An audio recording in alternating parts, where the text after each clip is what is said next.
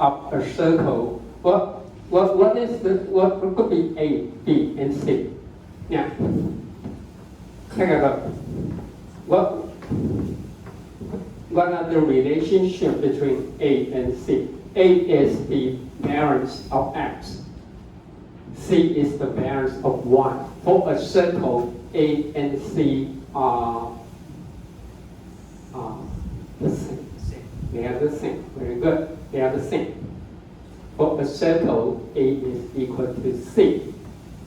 What about B? B is the covariance between X and Y. So what would be B? Think of it. No? Yeah. Because there's no, it's highly correlated. They are highly correlated with a correlation coefficient of 0, 0, 0. So it means what? It means what? A, because A equal to C. It means what? It's divided by 0. 10, 0. You cannot, I mean mathematically, you cannot divide anything by 0. Which means what? Infinity. The direction of a circle cannot be defined. Undefined. Or any direction can be a direction of a circle, as long as it passes through the center. I mean, it is a mathematical beauty. Okay, it's a beauty, mathematical beauty. It is a thing. You cannot define the direction. Right? That's true. Or any direction can be a direction.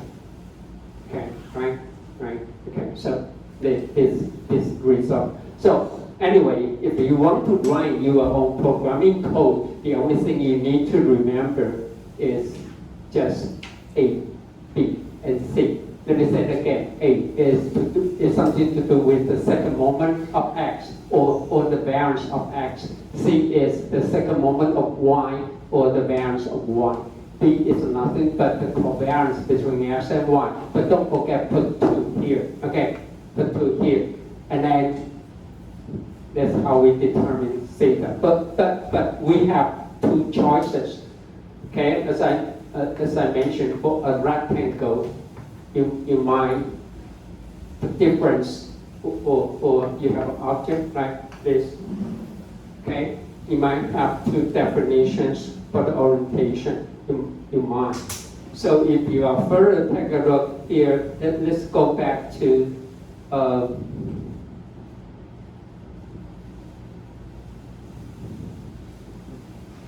actually we can calculate the E. E is the, as I mentioned, here is our objective. Okay, we try to minimize r squared. Okay, the second moment of the distance. Remember, r is the distance. Okay, of an object point to the line E, and it says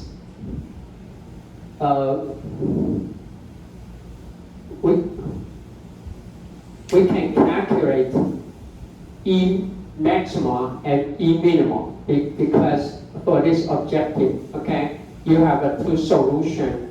One is for minimum and one is for maximum. Then we can define the ratio. Okay, we can define the ratio called E minimum divided by E maximum. Then you know this value can only be between 0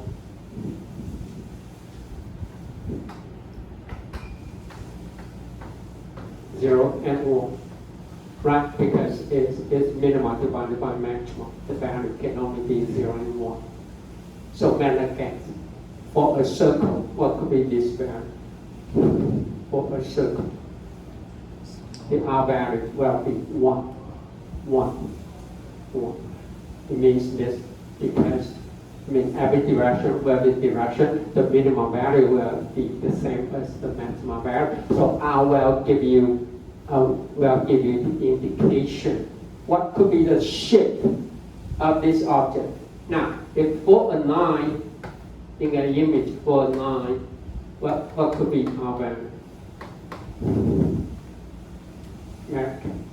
If a circle has the R value, or R actually means roundness. Roundness 就是正圆度，它多圆。其实应该讲多点。Actually should be symmetristic. Okay, symmetristic. What a line? 0. Yeah, very good. Zero. So if you have a value of 0.2, you know, it's some object, arrogant. Okay, a very thin object. Okay, not as thin as a line, but you know it could be something like this. Okay.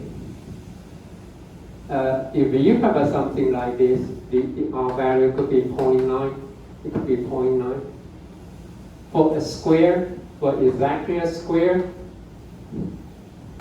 the R value could be 0.98 or point something. Okay, does not have to be a circle. They are highly symmetric. Okay, so anyway, this R value give you another geometric feature. 它会给你一个几何特征，什么特征有关联 I mean, as I mentioned, the area is a geometric feature for an object. Aspect ratio, okay, as I keep saying, if this is the width, this is the height, okay, then this also give you some indication, right, about the shape of the object. Now, R is another geometric feature, and the good thing about R is it is normalized between 0 and 1. It cannot last. If 1 is completely symmetric.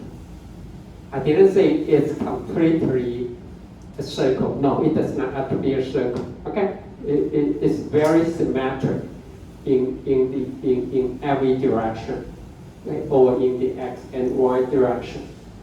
But when it becomes 0, I know it will be as thin as a line. Okay, there's some actual information. Now, if we want to make sure the direction is unique, as I mentioned, you could have a two direction, right? With a difference of 90 degrees. If you want to make sure it's unique, here's something you can do right here. You can calculate, this is E, okay? Once you got AB, okay, C and theta, then you can calculate E prime, that's the first derivative, E double prime, that's the second derivative. So it says if the double prime is less than 0 or less than, then you can do something here, then you can set up the theta, okay? If the second derivative of E is positive, then it simply just use this equation to determine the orientation. Otherwise, you plus 90 degrees. So in this case, you will make sure you will find only, or you will define only one single direction. Okay, that's something. But you don't need to all this information will be clear when we talk about Schooner's normalization. Okay, so usually it's good to know from the physics point of view, but in real application we go for the Schooner's normalization. Okay. Here, just show you, again, in computer graphic, you want to make a change from the original coordinate xy, okay, and any data point in the original coordinate to the new coordinate xy prime. So here you times, now this is a 3 by 3 matrix. This this term is the location matrix. Delta x, delta y will be the shift. Okay, you want to shift where you want to shift.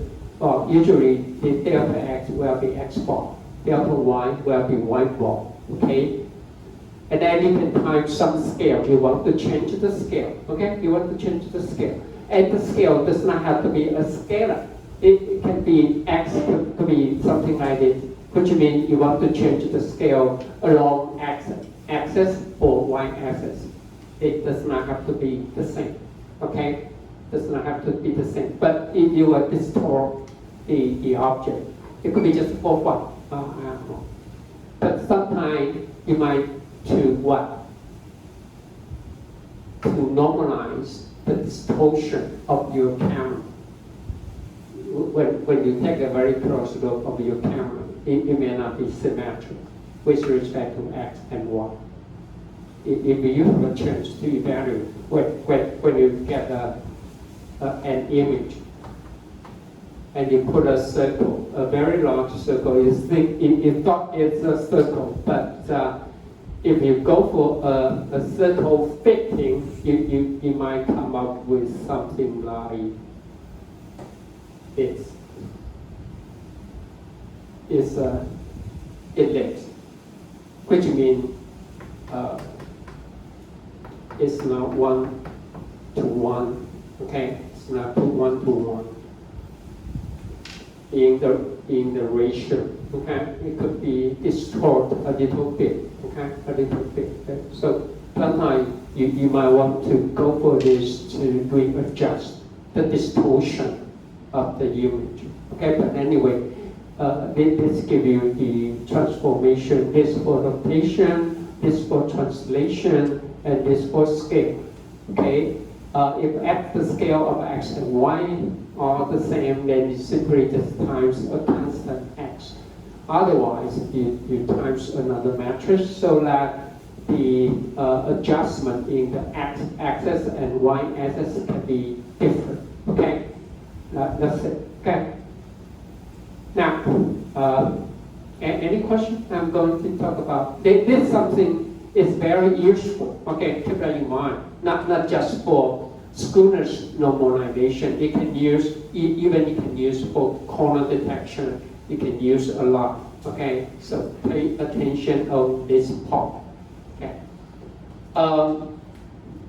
The original paper talked about the Schooner's normalization is for so-called compacting. Okay. I will define what does it mean by compact, okay? Which means after some school normalization, the shape, okay, a two-dimensional shape, well, becomes very compact, okay, very compact.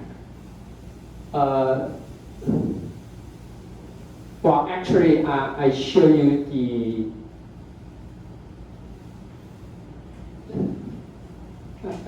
the example here. Okay, see that? Okay. Now, if we go back to R, you know this R value should be small, right? Right. Now, after the Schooner's normalization, see that it's more symmetric. Okay. Well, it can take a look of the R. Okay, I will show you the definition. It's not from here, but similar. Okay, it will also have some measure for the symmetricity. So for this case, the R is so small, 0.01, very close to 0. But for this one, see that the value is less than 0.96. Okay, it's quite large. It's more symmetric. Again, for this value here, see that again it's very close to 0. The same. This is exactly the same after the Schooner's normalization. Okay. You might wonder why you can see the line here, right? See that? I will tell you why. Okay, and how to handle that. Another example is the car's license. The plate, okay, the original R value value is very close to 1, right? For this one, the R value is very small. Okay, it is rotated by 85 degrees. It rotates by 85 degrees.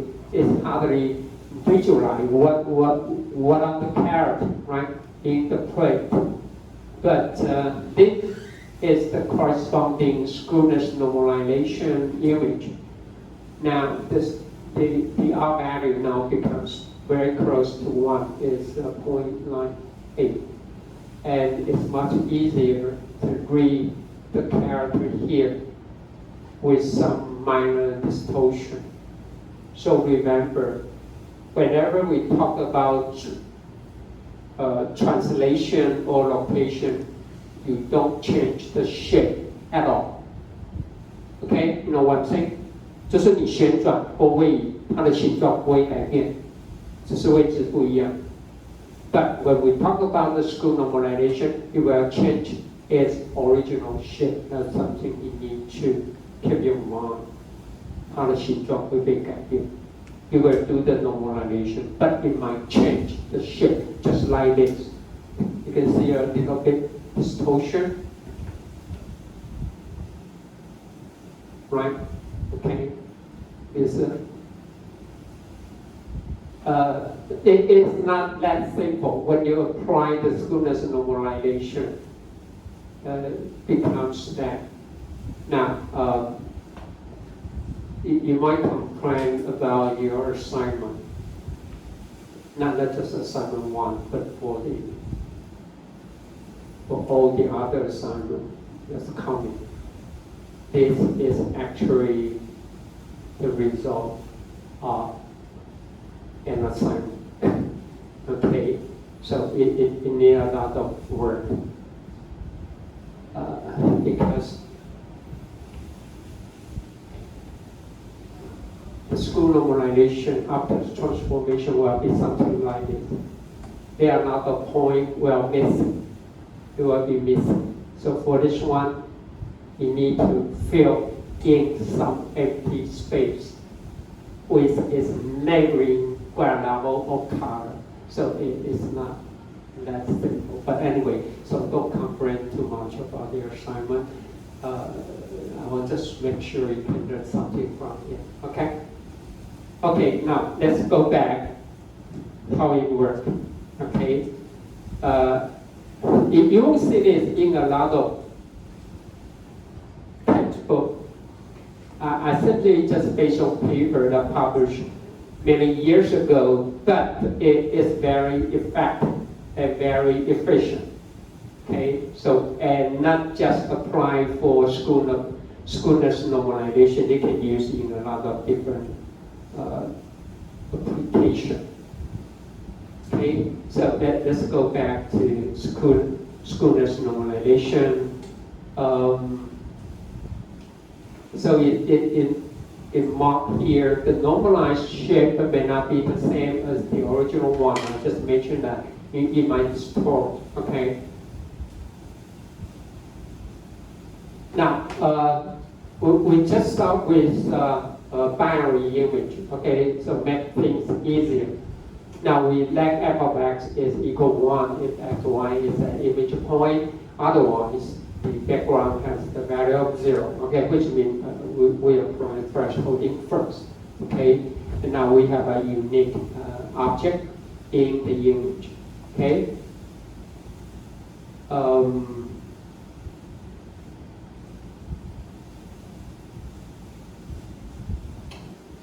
So first, we calculate the mean, okay, the mean. So A is what? If we are talking about a binary image, A is the summation of the object point. So A is the area, okay? The area, or the total number of pixel point of an object, okay? So A 是指面积，那个物体的面积，或是呢它的像素点啊，它一共有几个像素点。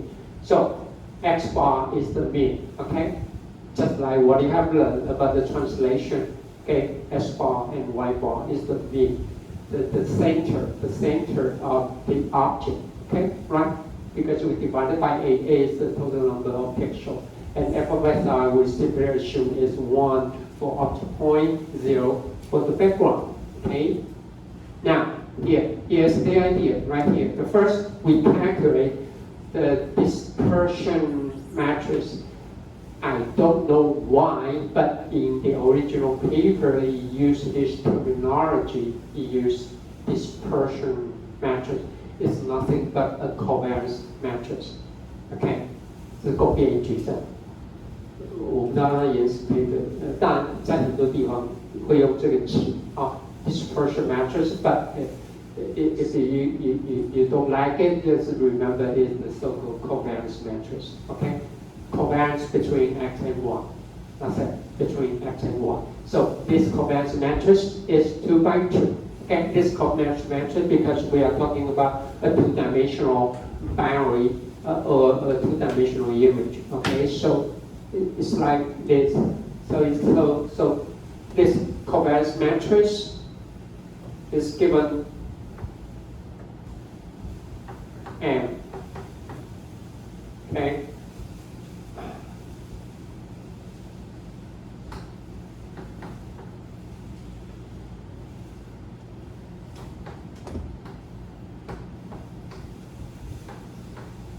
So it's a 2 by 2 matrix, okay, covariance matrix. Now M11 is nothing but this is x minus x bar. Okay, clear? Okay, this is the variance. So M11 is the variance of x. So actually you can write down as this is the variance of x. Everyone follow me? If you want to calculate the variance, don't use this equation. Don't use this equation. Don't. Why? Because you need a subtraction. If your image size is 1K by 1K, you need to do 1 million times of subtraction. The result will be exactly the same like this. We take the x squared, the mean of x squared, then subtract from the square of x bar.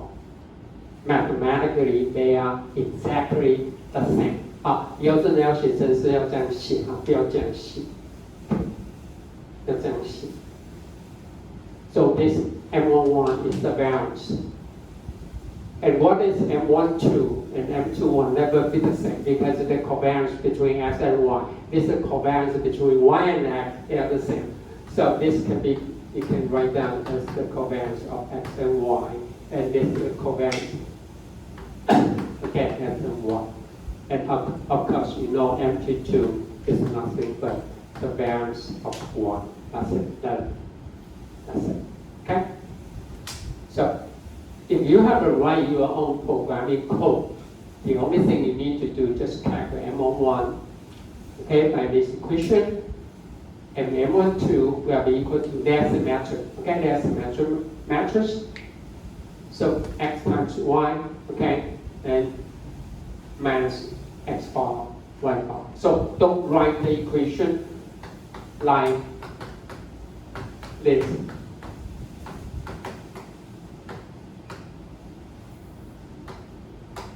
No, don't do that. Okay, don't do that. Okay, use this equation. They are mathematically exactly the same. Okay, it's not even an approximation. It's exactly the same. Okay, so once you have M11, M12, M21, M22, then here, I just mentioned here. Okay, actually I show you.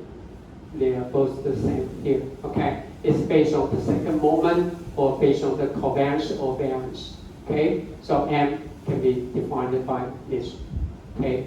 So that's it. Now, we are going to do the Schooner's normalization, follow the procedure. So first, you have to calculate the dispersion matrix M here, okay?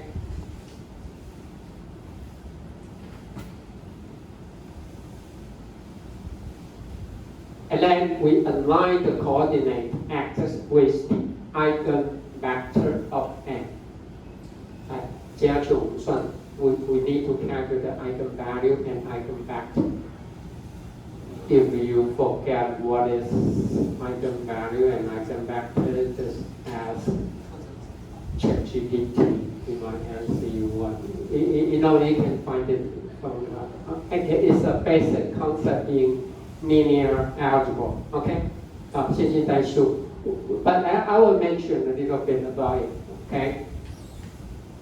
That's because eigenvalue, eigenvector is not. They are very important topic in machine learning. Okay, so we're turning to next semester. If you are still interested to take that course. So, but anyway, we calculate the eigenvector and then find the eigenvalue.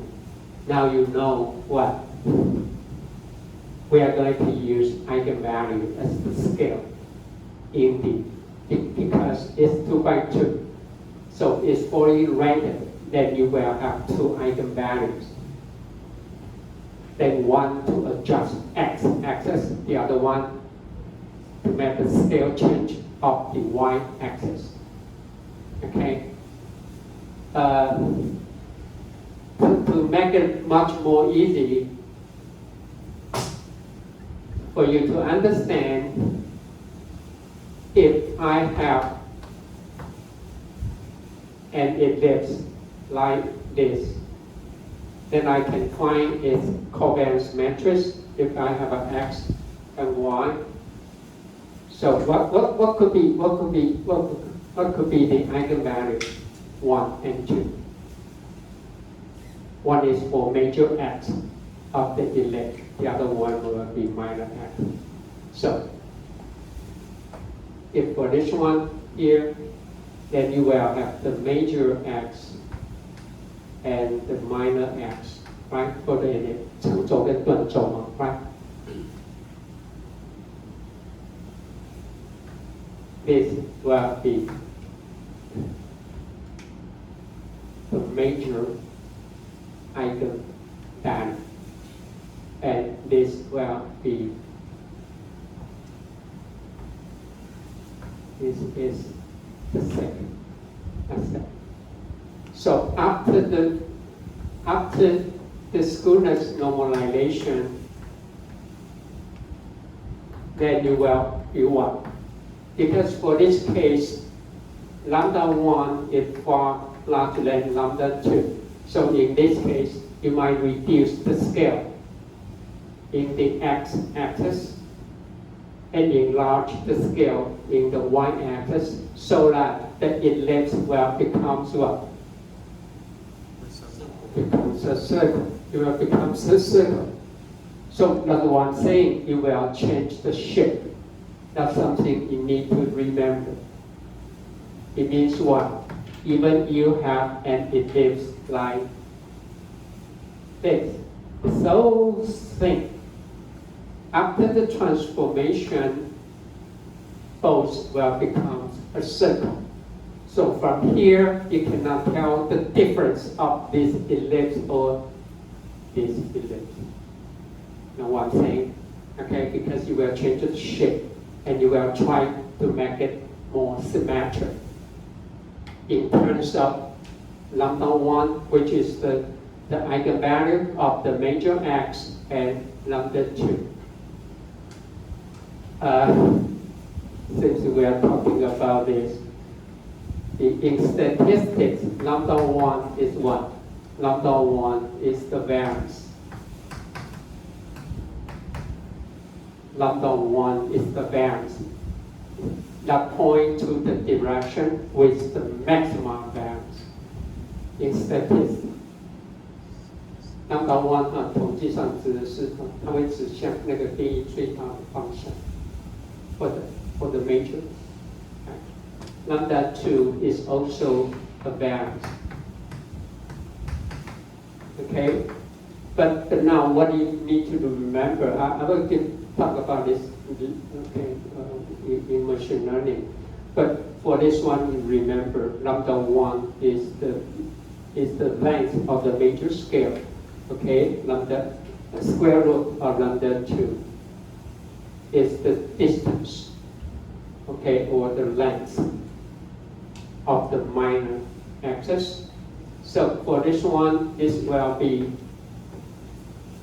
eigenvector. You have an eigenvector E1, then you will have another eigenvector E2. Okay. Now we know E1 should be perpendicular with respect to E2, right? 两个一定要正交啊 ，E1、E2 一定要正交。E1 I mean that you will include two. If I put it, okay, like this, it's a vector. It's a vector. Okay. Okay. And E2 is another eigen vector. Right? That's it. Okay. How to define the direction of an object? Just go for it.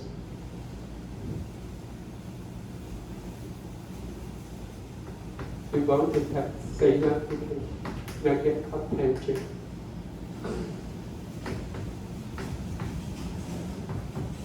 That's it. And there's no ambiguity of should we find this direction or this direction. I mean by physics, right? You have two choices, right? But if you go for the Schooner's normalization, there's only one selection because you will select this is correspond to lambda 1, this corresponds to lambda 2, and assume lambda 1 is larger than lambda 2. So definitely the direction is defined by the eigenvector. Because it's a vector, vector will give you two things, right? One is the length, the other one is the direction, right? 只要谈向量，向量一定要两个东西嘛，向量的长度，向量的方向。那向量的方向 you can use this direction to determine the orientation of an object. So that's what I'm saying. If you don't like it, you don't need to remember what I just mentioned, how to define the orientation based on the physics, okay? The inertia. How to define R? How to define R? The roundness or symmetricity? No, it is. That's it. That's it. I'm sorry. Okay, I should lambda 1 is larger than lambda 2. And then the value is also between 0 and 1. Right? Also between 0 and 1.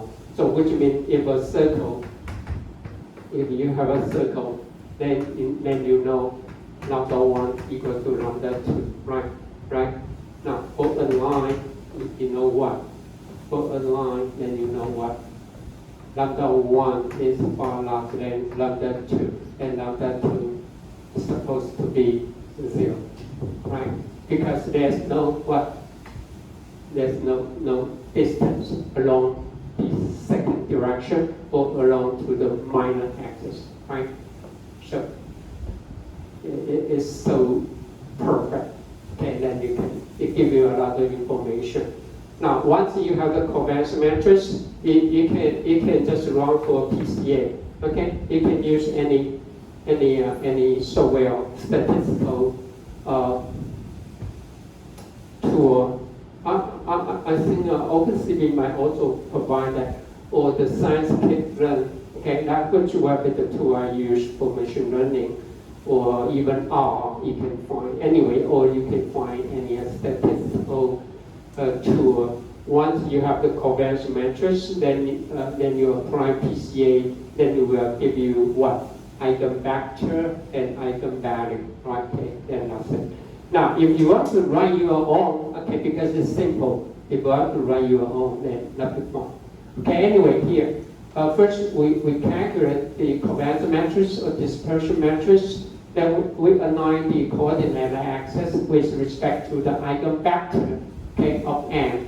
Then we scale the axis, okay, using the eigenvalue I just mentioned that, okay. So here, that's how we calculate, okay, from linear algebra. M is the covariance matrix, okay, and suppose X is the eigenvector, okay, X is the eigenvector, and lambda will be the eigenvalue. That's the eigenvector form, right, in linear algebra. Okay, then in this case, M minus lambda I is an identity matrix, okay, I is the identity matrix. Okay, this identity matrix, that's it. Then with this equation, given M, right, then this, because this term must be true, so we can calculate the determinant, okay, 行列式法, we can calculate the determinant. One, because you have a one, the values of x, values of y, and covariance of x and y, then we can use this equation to solve for lambda value because it's 2 by 2. If this matrix is fully ranked, then you can have two solutions, okay, for this equation. So here is, so everything, so once you have M11, M12, and M22, then this is lambda 1. So the only difference, they are exactly the same. The only difference is we put plus, is minus. That's it. Okay? That's it. Okay? Then you can have a lambda 1 and lambda 2. Okay? And both will be what? Both will be non-negative. Okay? They will be non-negative. You cannot have negative eigenvalues. Okay? Because it means the length of an ellipse. Or it could be the variance, okay? Variance in statistics. The variance cannot be negative, okay? The minimum value can only be 0, okay? So lambda 1 large than, so here's how we calculate. So it's quite easy, okay? You don't need to use any software. You can simply just calculate M11, M12, and M22, that's it. Okay, once you have lambda, then we'll put it back. We'll put it back to this equation here. Then we can solve for the eigenvector x. Okay. So if this is use capitalize E1 and E2 as the eigenvector. One is associated with the larger eigenvalue lambda 1. Okay, and is a vector, so we have two elements, okay, U1x, as I just put it here, U1x, U11. And then because this is true, then we can solve for U1x and U11, okay? Once you got lambda 1, okay, then you can solve for it. Because we have a two lambda value, right? Lambda 1 and lambda 2, then you can solve for U1 and E2, okay? That's it, that's all I did, okay?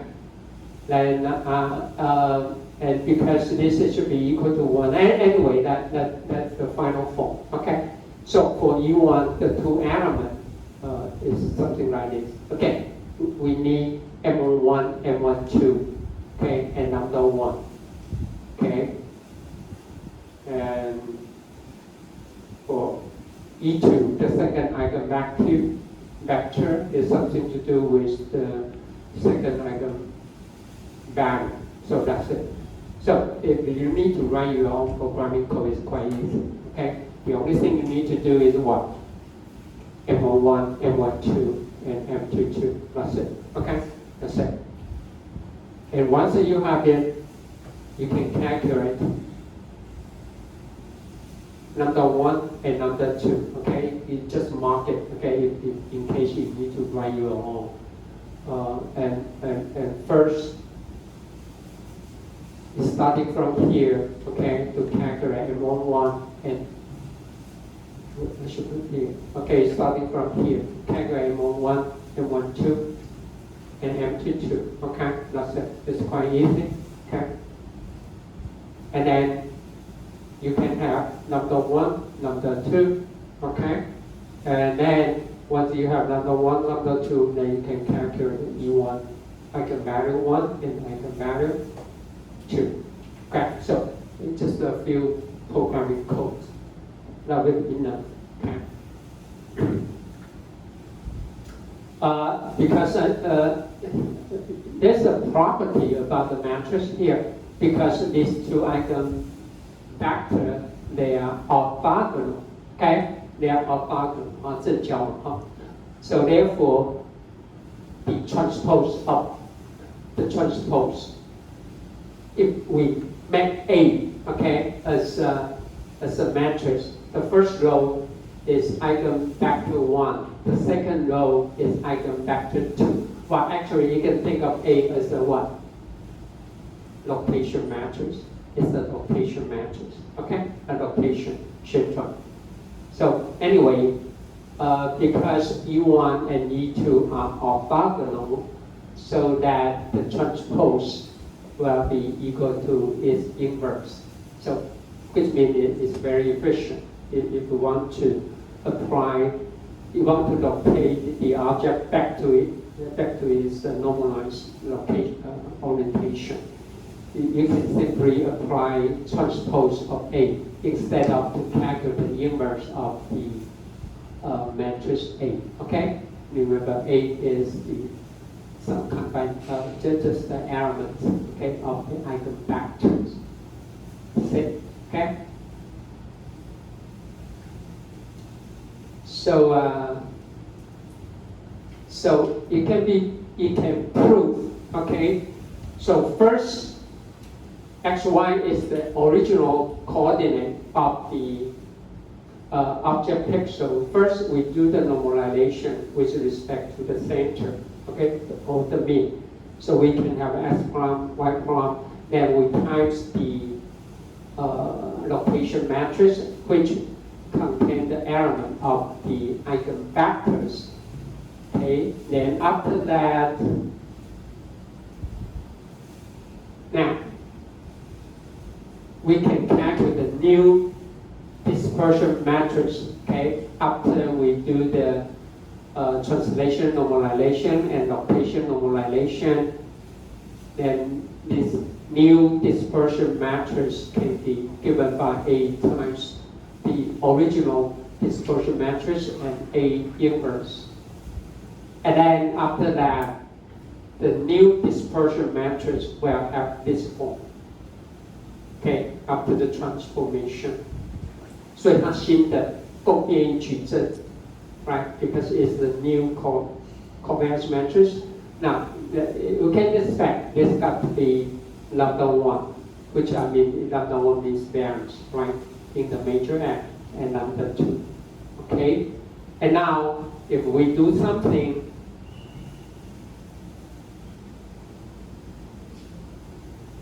because we want to change the scale, right? Now we want to change the scale. So for any constant, okay, for any constant c, we divide, because lambda 1 is larger than lambda 2. So for scale, this is for scale change. We divide it by the length of the major X. Okay? Because say lambda 1 is right, lambda 1 is very large. So we divide it. Okay, and lambda 2 is quite small. If we divide it by the small value, then it will be enlarged. That's why after the transformation and ellipse becomes a circle. That's what we got here. Okay, so this is the scale. Okay, so we made the scale in the x-axis based on the eigenvalue number 1, and the scale in the y-axis is based on the second eigenvalue. So that's it. Now we make this the new coordinate as x double prime, y double prime, and finally our new dispersion matrix or covariance matrix in the final coordinate will go something like this. becomes an identity matrix times a constant.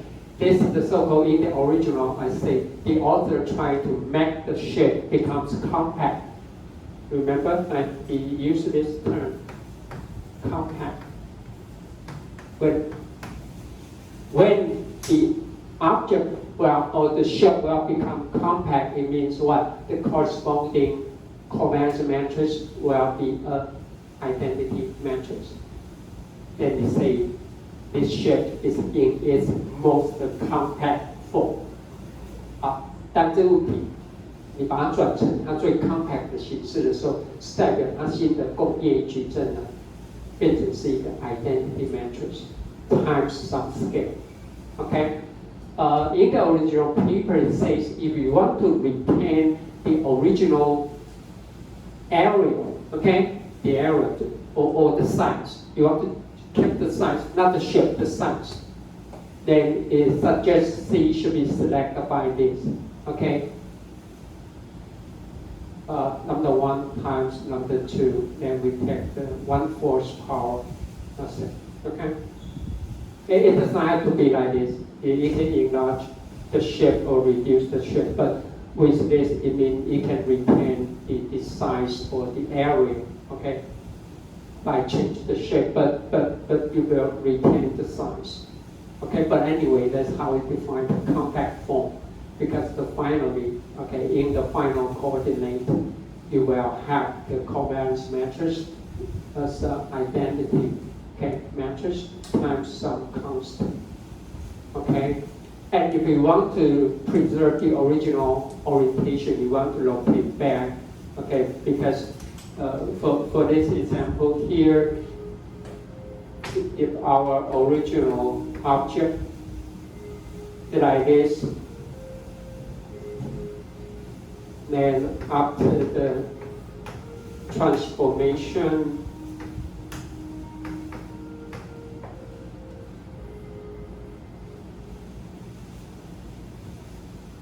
you might have something like this, okay?